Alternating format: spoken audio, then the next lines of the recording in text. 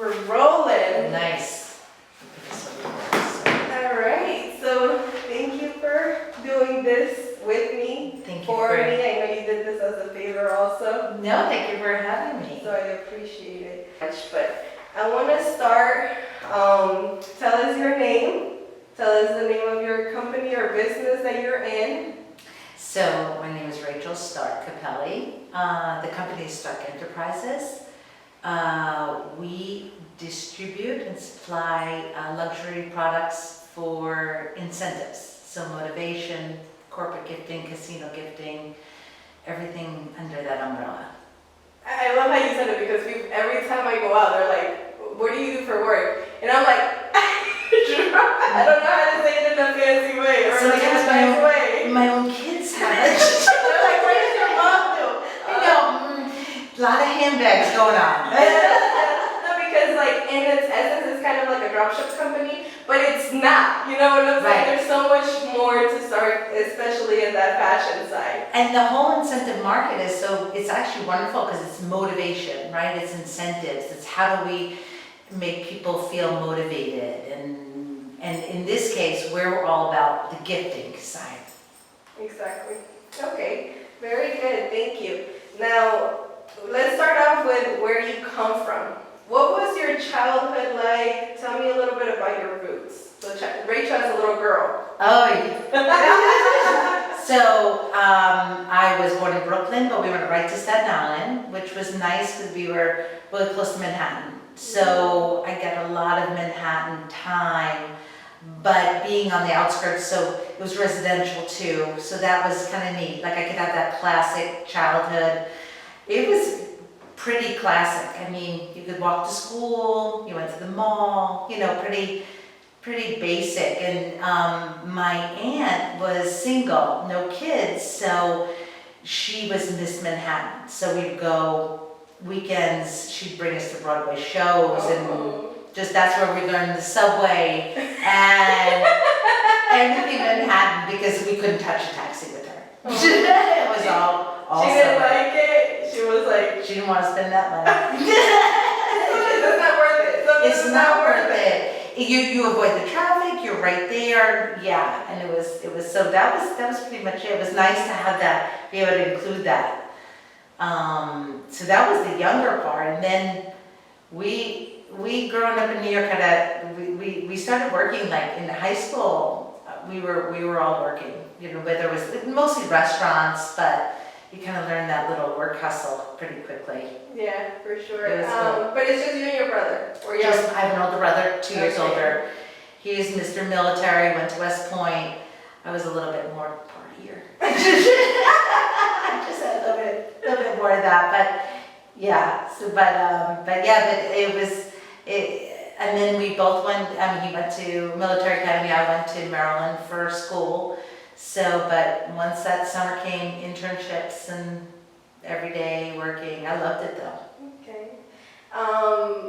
Were you middle class, upper class? Middle comfortable. Okay. Definitely, comfortable, but yeah, very careful. Parents were very conservative, but they did well because at that point, as they got older, they didn't have to worry. I had neighbors who they'd be off on vacation and then they had to worry when they got older. So yeah, they were just really conservative.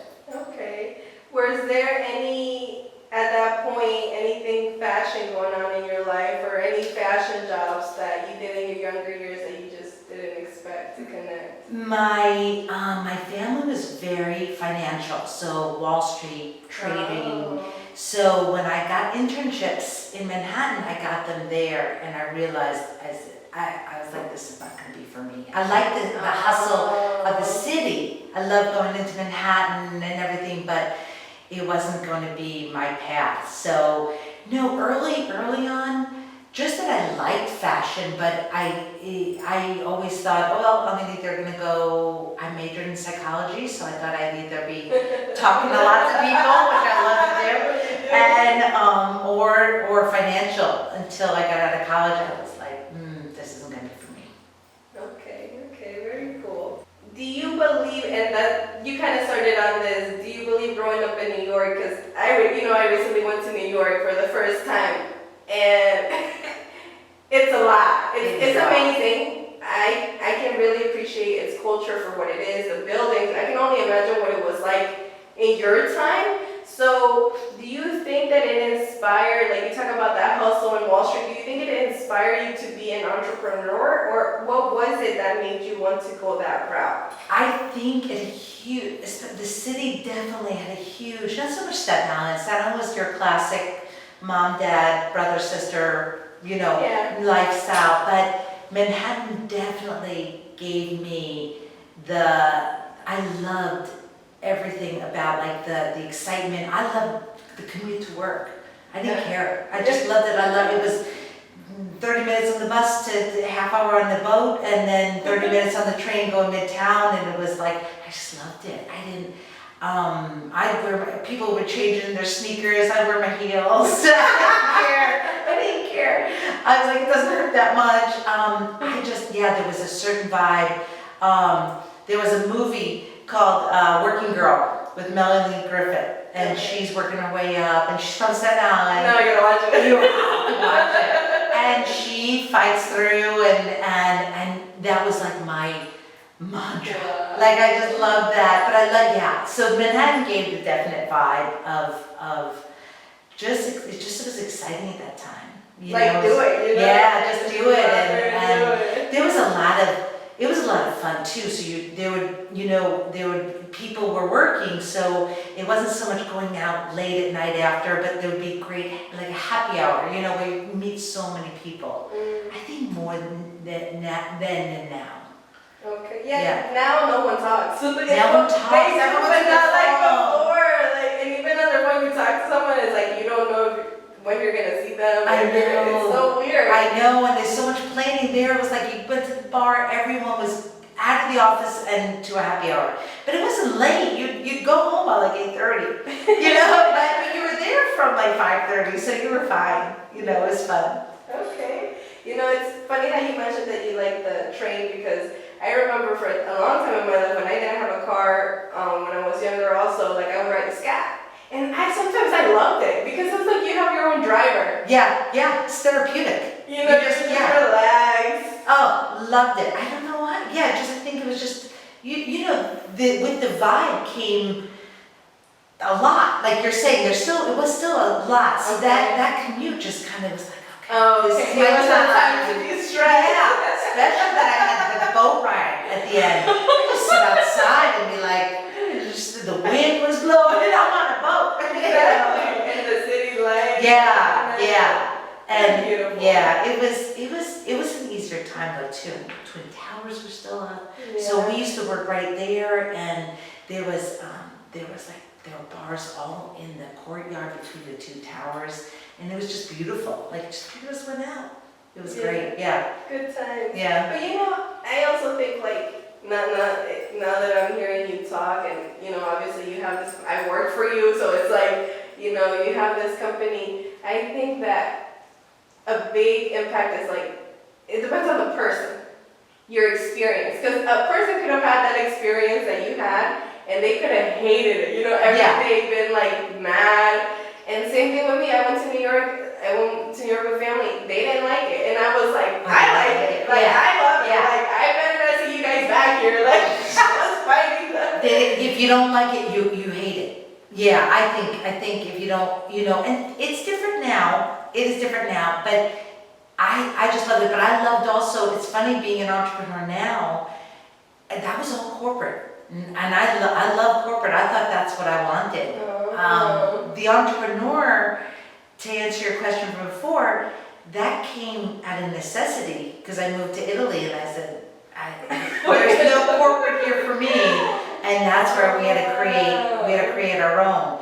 But then I think once you get the entrepreneur bug, if you have it in you, then you just fly with that. That's what I think. Or at least that happened with us. Right. That's what happened with you. Okay. No, and it's funny you say that because I feel like since I was young, I always felt like I wanted more. I saw myself doing more.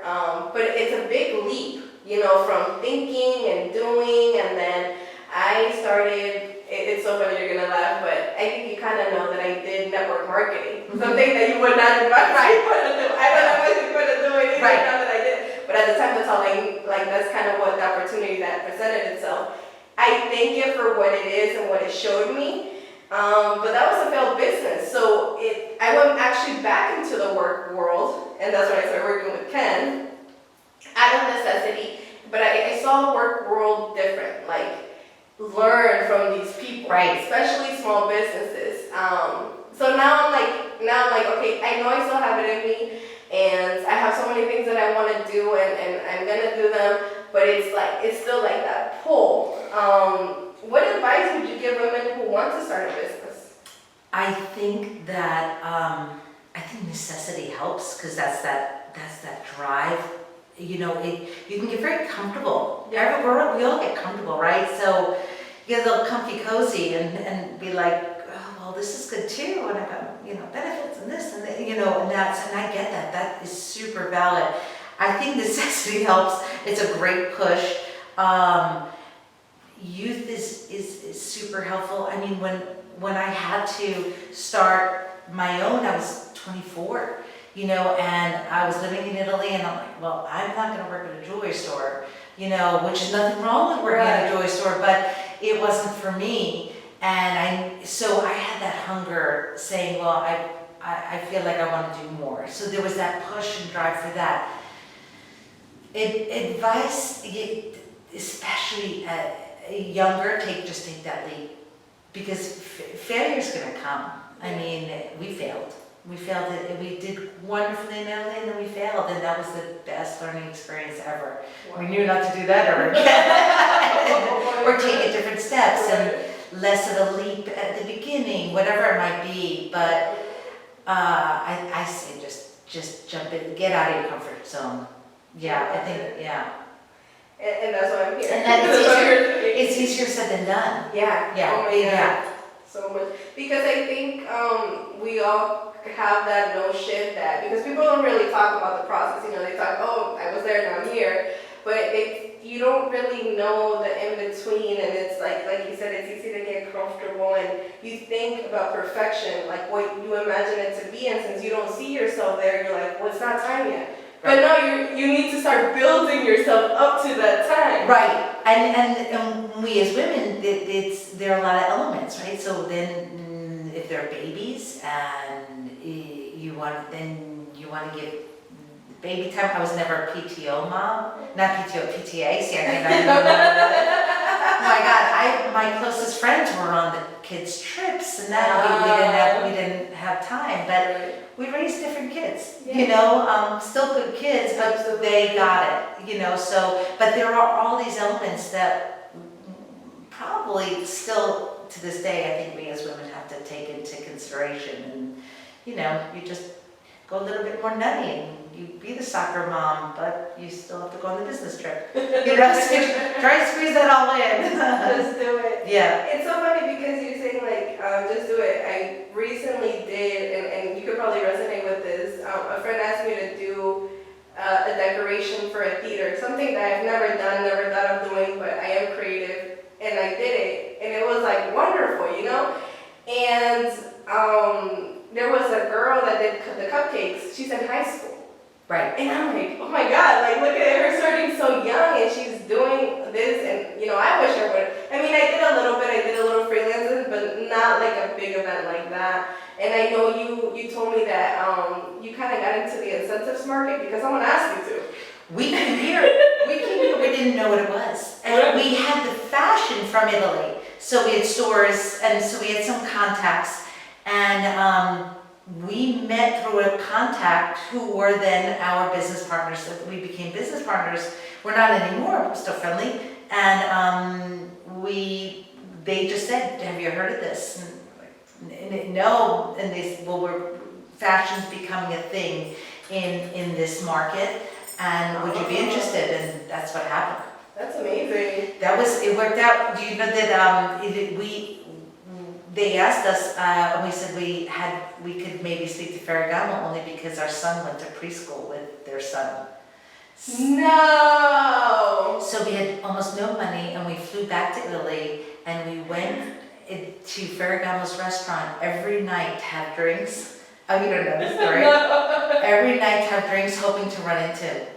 And the last night, he came in, and we sent him, with the no money we had, we sent him a bottle of champagne. It's his bar. Oh my And God. then we said, he came over to say thank you and how are you? And he said, is there something we can do for you? And whatever, like, well, by the way, and we explained, and we got an email the next day from the US CEO.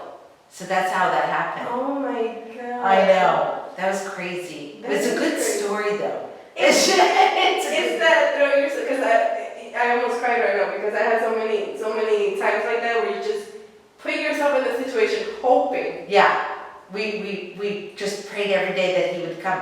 Like, and we kept saying to the bartender, we were there every night. And we kept saying, we're like, what, that's Mr. Ferragamo show? You know, and he's like, yeah, once in a while he'll come in for dinner, and that's how, and then he just walked in, and we're like, thank God. And he did know us. We were, the kids, it wasn't any kind of special school, it was just a neighborhood school that our son was, they were babies. And so he did remember us, you know, and then the bottle of champagne didn't hurt. Yeah, and the fact that it's his restaurant and we sent the bottle of champagne, that was pretty funny. But so this man worked for Ferragamo in Italy? This was Mr. Ferragamo, The CEO, the son of the creator. Oh my God, Yeah. what are the odds? But we just knew, I know, and we just knew that he used to go there, and then we said to the bartender, we're like, does he still come? And they're like, yeah, once in a while, he'll still show up. Oh my God. And it was the last night, we were like, what are we gonna do? And, you know, and it's the last night. And he's just such a nice, we got lucky too, he's such a nice person, that he said, can I help in any way? And we said yes, and he did. You know, there's some people who maybe wouldn't, Yeah. you know, whatever, and he just emailed the He was CEO. We got an email from the CEO saying, can we set up an appointment? We're like, yes,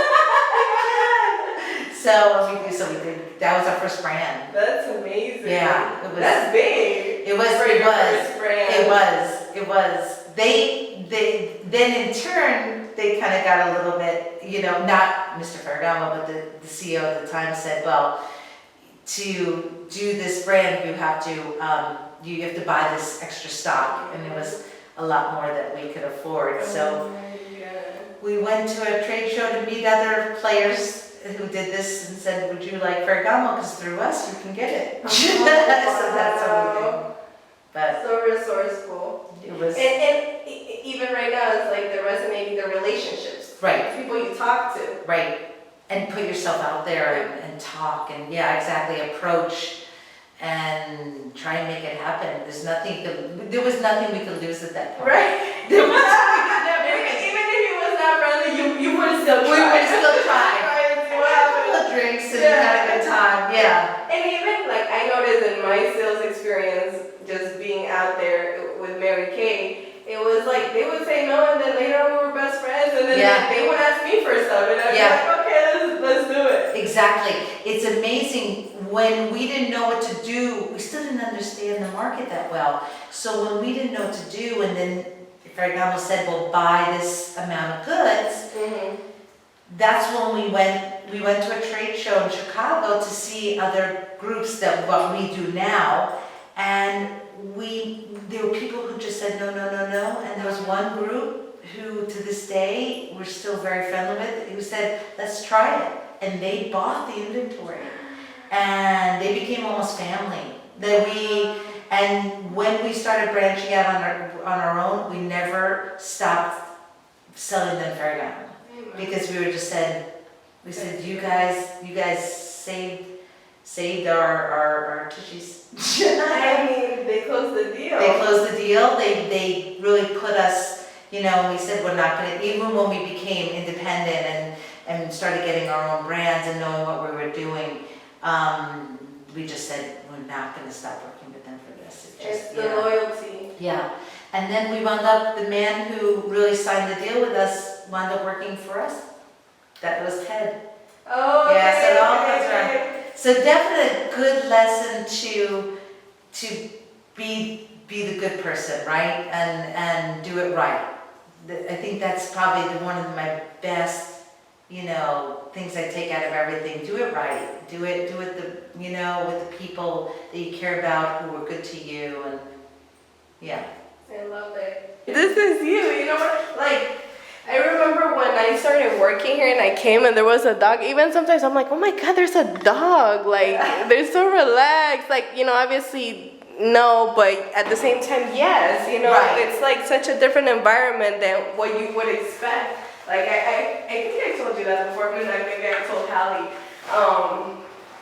When I got my letter of my benefits, because you gotta think that I took a chance. I was like, I'm leaving because I feel like I need to be doing something different. I wanted to be more in my creativeness, but that didn't guarantee me a job, Right. So I'm kind of like that way. I'm very like, let's just go and something's gonna happen. But I was like, I could be washing dishes. I could be working at McDonald's. Like, Right. So when I received like my letter and what it was, and because nobody knows what you guys do, so Ken didn't know, and I'm like, is this legit? Right. And then I read it. I couldn't believe it. I was like, I've never been treated so well or received the benefits. And then the dog, it was like The dog. yeah, I was like, oh my God, like wow, like God, like because I talk to God a lot, and I'm like, sometimes I'm like, am I crazy or is He really talking back to me? Right, Is right. it really the time? Is it not? And it's funny, like, and this because you're living it with us, we're trying, whether it's with consultants or having, whether it's Scott or Hallie or whoever's going to help us, we're trying to improve ourselves and improve our relationships. But I think there's a strong feeling on both Andrea and I, would you stop it? On our parts, it's like we also are who we are, right? So Yeah. there is the dog, and we are married, so you're gonna hear maybe an argument here and there, right? Is it the most professional? Absolutely not. We're trying to curb that. Sometimes we're human, like Yeah. it is. There's, and that's what I've told, whether it's Hallie or Scott. I've said, guys, we'll try to do the best we can, but we also want to be cared about, or appreciated for what we are too. Absolutely. I'm not saying we're all good, Right. but there's a dog. Easier. If someone comes in not loving the dog, we're in trouble. And it's funny you say that because you've said this before, but I'm learning to love people for who they are. Mm-hmm. Not for who we think they should be, but for who they actually are. Right. Because it's very hard, and I tell this to, there's nothing to do with work, but I tell this to my kids because I learned it the hard way. I used to look for the absolute in everybody. I'd make more friendships than employees, right? You're preaching to me. Yeah, am I preaching? No, like in a good way. Okay. I'm like, And I used to be like, not always disappointed, but disappointed a lot. And it was when I realized everyone can't be everything, right? Even your spouse or your boyfriend, girlfriend, they can't be everything. And you can't have a checklist in a friendship and be like, okay, you're gonna check off everything, right? If you can just take the good and be strong to, if there's bad, there's gotta be some kind of clarification or the feeling, right? That's hard too, I'm not good at that, hate that. But I tell them, I just enjoy. I'm not saying not feel your feelings or not be upset if someone does you wrong. That's a different story. But don't get disappointed if someone can't be everything in your checklist. Don't settle. It's kind of like, it's a hard lesson, isn't it? It's hard. yeah. So I'm not making a lot of sense. No, you make complete sense because I'm telling you, I think about these things and then I used to be so uptight. For a while first I was too loose and then I was really uptight. And I'm learning that balance of when to go with the flow, when to be more strict, your boundaries. So I feel like it's something we all learn maybe with age, maybe with wisdom. But you're better than me at this, that you've got some great boundaries that you just, I think you're so far beyond in terms of like, you don't like something, you don't like it. That's, you're clear, and I don't think you say it in any kind of, yeah. You guys hear that? We're being taken out. Yeah. Oh, my whole spiel about like the checklist? This is perfect. That's good. This is exactly what I wanted. No, because that's why it's 20/80 talks. Talks that you would have one-on-one with any type of person, because this is what people do. Let's go with our next question. Okay, this one is interesting. Your wife, you kind of already talked about this, and your mom. Do you think that deferred you in a way in business? Did I what? Do you think that it deferred you being a wife and a mom in business? I think you have to be very careful because I kind of, you can do both. I did both. Like I was saying before, I wasn't the going on the trips. I don't think the kids even wanted me going on the trips. So you have to feel out your peeps, right? I did want to be there for any kind of sports, but there are some trips involved, and so I'm not saying there's guilt there, but there was some travel that was needed that I wish probably there was a little less of that. Thank goodness my parents were supportive and got them, and I think it's hard, and I think I work with my husband, so that takes that to a whole new level in terms of. There's no like when we get home, honey, how was your day? Right there. So if we're stressed, we're living it. If we're not, so it's really, that's very hard. As much as we've created something that works for us, I don't think we're too old now to change things, but I think you have to be very careful choosing to do something like that because you really, are giving up a little bit of, even if we're doing separate roles, which we are, you want to stay your own individual, and it gets hard. So that gets really hard.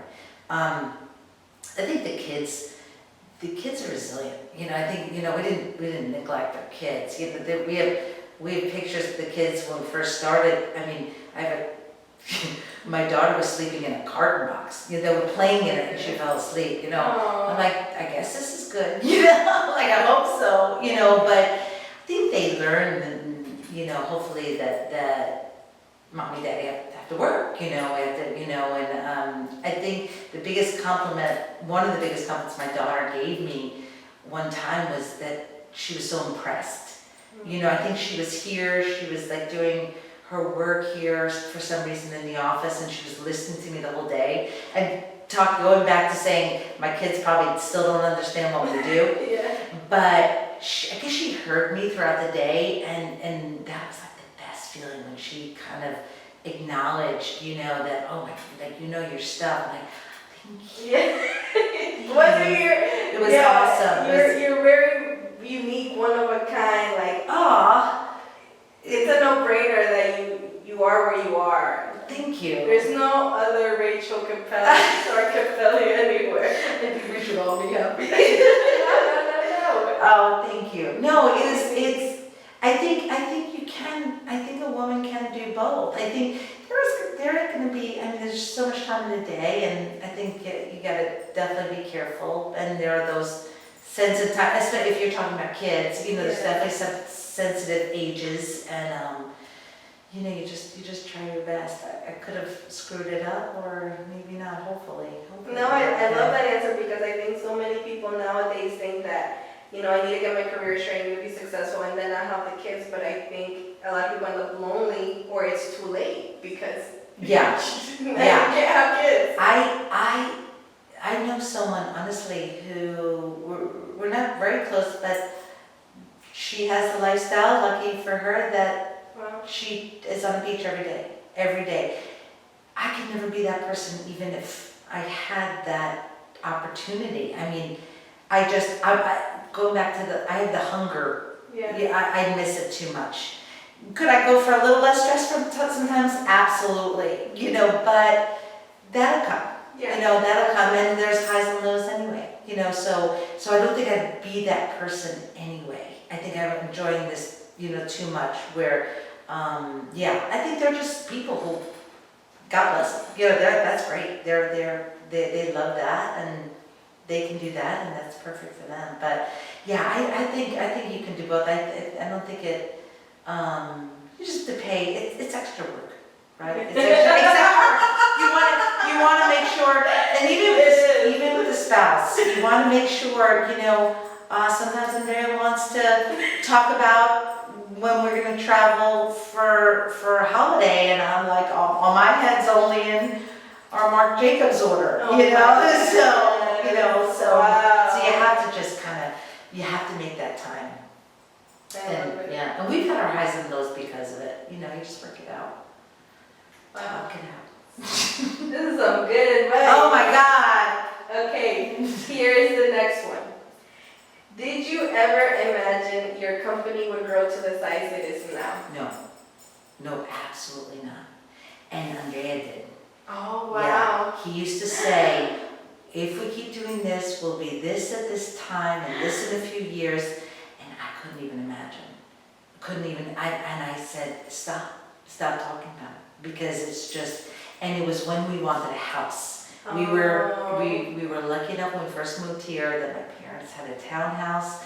They said, calm down, live in it, enjoy, you know, and that's what we did for 6 years. And it was beautiful. We were happy in it, but I did want a house, and I just couldn't fathom being able to afford a house again.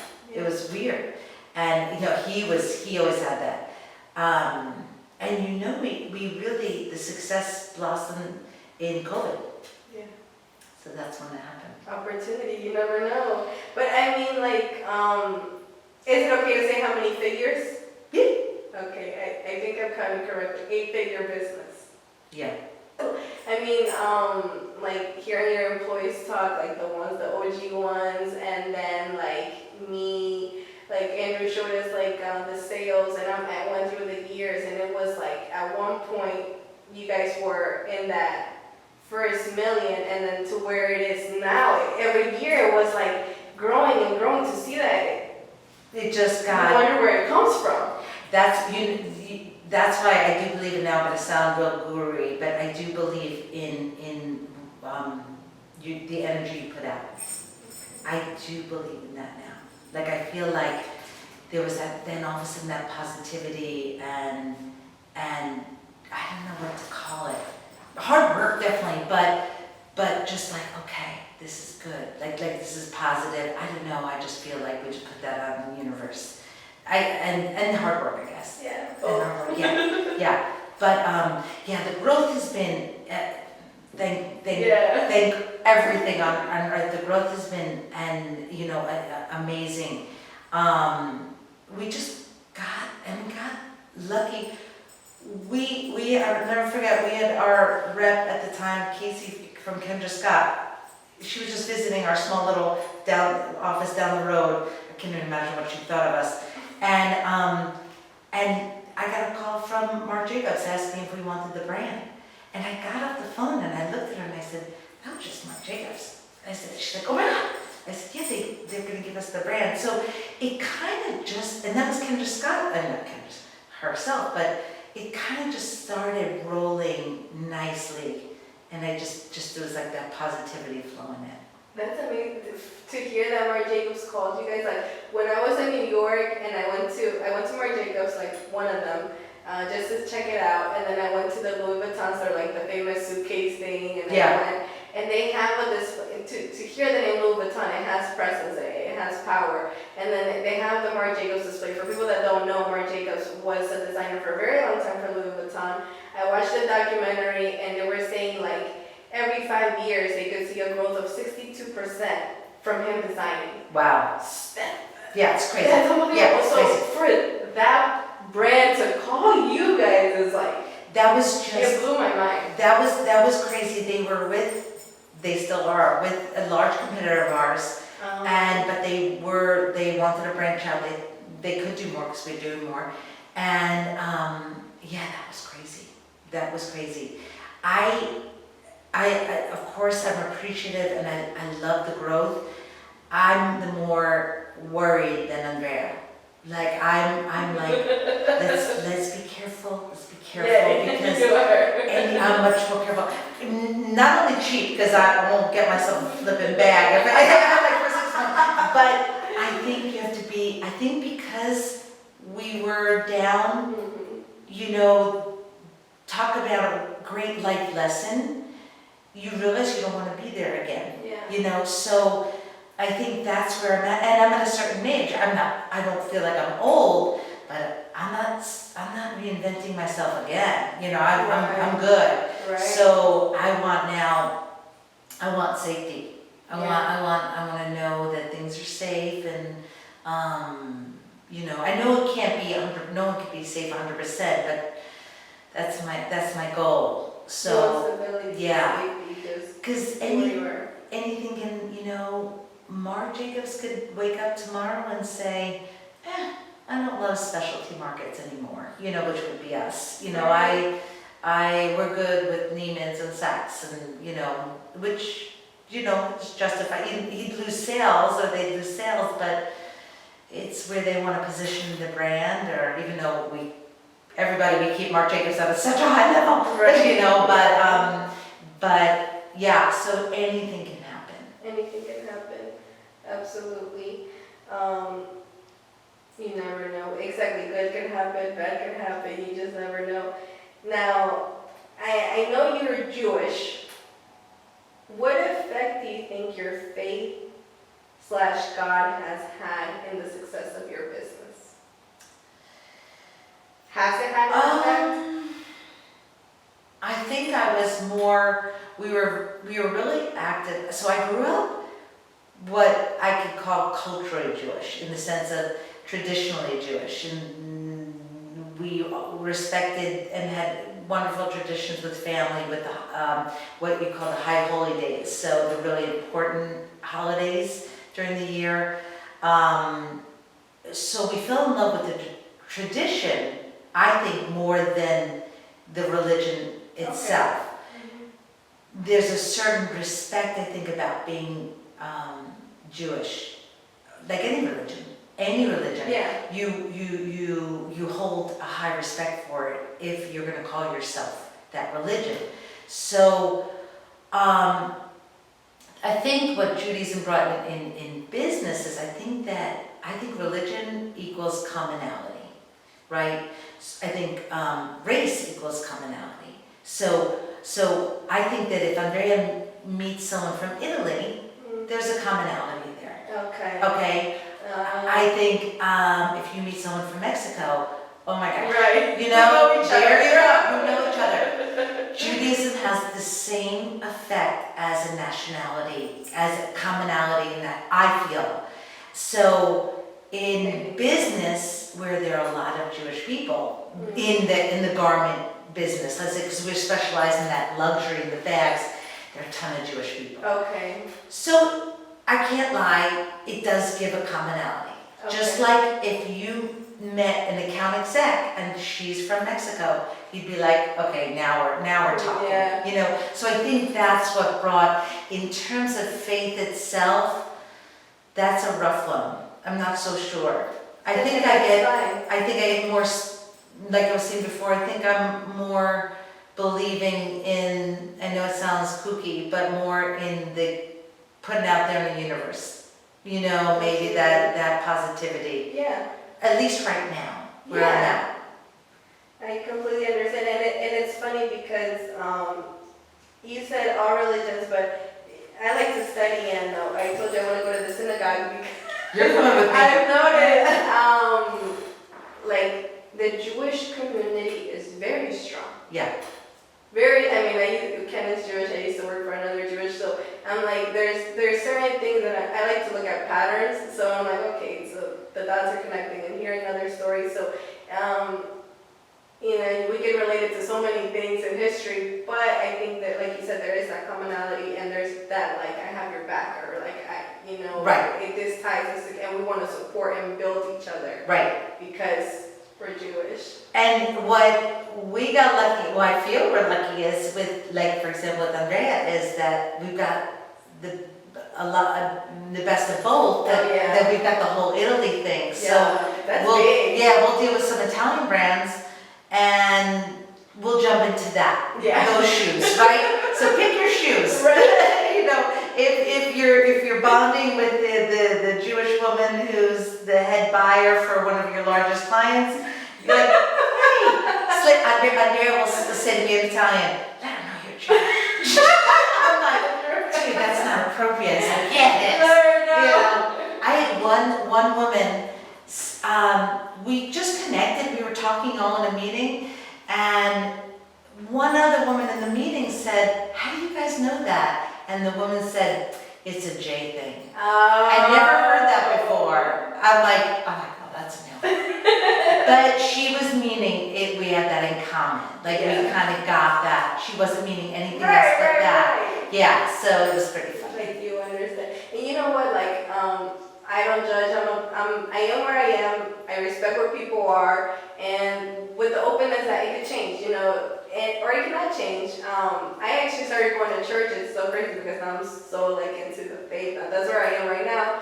But I started going to church because I was doing Mary Kay and I wanted sales, so I wanted to get new clients, I wanted new friends, I went to church. Right. And I saw very successful people, they went to church every Sunday. I'm like, so I didn't start going to church because my faith was calling me. I've always been a person with faith, but it was more so intriguing to me that there's something there, you know, and like you said, it's that is a big part of it, that people will recognize. And I think and I'm not just saying this, I think faith is a beautiful thing. Yeah. I mean, I think, unfortunately, especially, I've said this many a time, when something tragic happens, I'm very jealous of the people who have stronger faith than I do. Because I feel like that, at least you lean, right? You have that sense of, that crush, that something to, and I've said that a lot. I'm like, I'm so jealous of it, you know, like God forbid something bad happens. Yeah, I'm gonna keep it in mind. You know, Yeah. everyone, that's what 2080 is about. Like, everyone, you said that thank God there's only one Rachel. No, like, thank God there is a Rachel because there's only one of you, there's only one of me. Right. People are so, like, keen into being the same. Like, no, we're all supposed to be different. Right. Like, it's okay to be different, but still be united in the things that we can. Exactly. And appreciate the other. Yeah, I appreciate it because, I mean, we don't know everything. Right. Exactly. So for you to say, now, final question, glitter moment.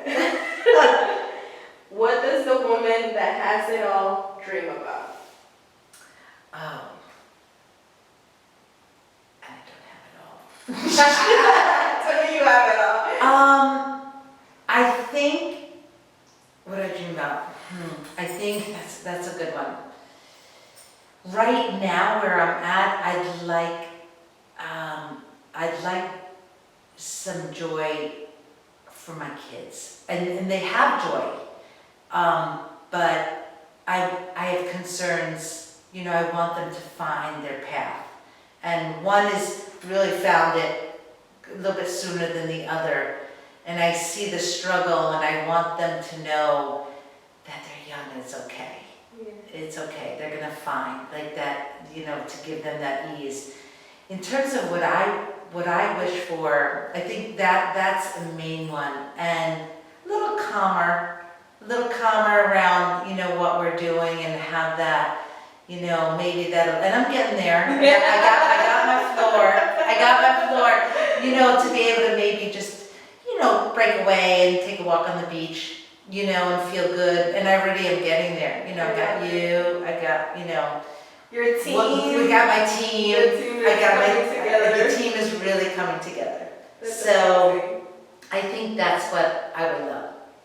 I love it. Thank you. You know, this is why I wanted to do this because I think a lot of people don't have access to this kind of information. You know, a person in your shoes. And I know you say you don't have it all, like, but you're up there. You know what I'm saying? Like you're doing your thing. You guys have created something. I appreciate it. I have the satisfaction, which is a beautiful thing, of, of the hard work. Wish it would have come, the success, it would have come a few years earlier to give us that peace of mind. But it's great. I'm not saying anything. I love it. I'm taking it now, and I'm treating it really carefully, like I said.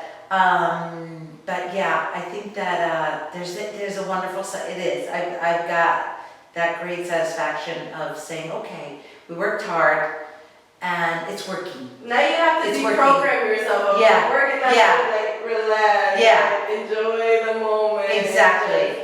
And it's so crazy. I have a therapist, and I remember she asked me all the time these kind of questions, and she's like, "What do you want right now?" I'm like, honestly, I want to be at home and enjoy being at home. Yeah. I want to relax. I want to be at peace. I want to decorate. I want to just make my home beautiful. Like that's where I am. And I know to so many people, especially in these days where, you have to get rich, you have to get rich. That means nothing. To them, that's you have to hustle. But that's what I want. And that's what makes me happy. And that's what fulfills me at this moment. Right. And I think it's okay. And they're sharing that. Oh yeah, no, there are ebbs and flows. It's gonna be where you're gonna have, 10 years ago, I just want to build. Now I'm like, okay, now I'm gonna take a walk on the beach. So you just embrace, that like what you're saying. You got it. The time you're in, and you do your best in that time. Well, thank you so much, Rachel, for your time. We're here talking, and it's nonchalantly, but you are a woman that is packed, book solid. So I'm really grateful for you making the time. I was praying about it, and I was like, oh my God, am I really gonna be this lucky to have anything this? from my floor? Are you kidding? You kidding? You're my saving grace, baby. Thank you so much. Love you too. The 5918 is below it, Right. and everything above is the 958. It just didn't come across the credit card yet, that's all. That's all. That's my, once it comes, I just thought they came It already earlier. came through the credit card. It did, the 19. There you go. Oh, Ran off on the plug twice. there we go.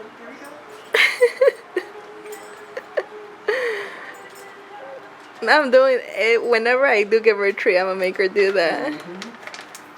I call it the little seal. Yeah, something stupid too.